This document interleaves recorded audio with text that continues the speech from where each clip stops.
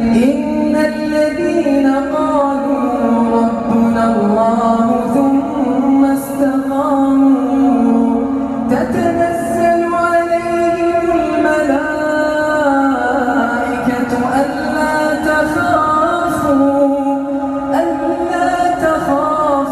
ولا تحزنوا وأبشروا بالجنة التي كنتم توعدون وأبشروا بالجنة التي كنتم توعدون نحن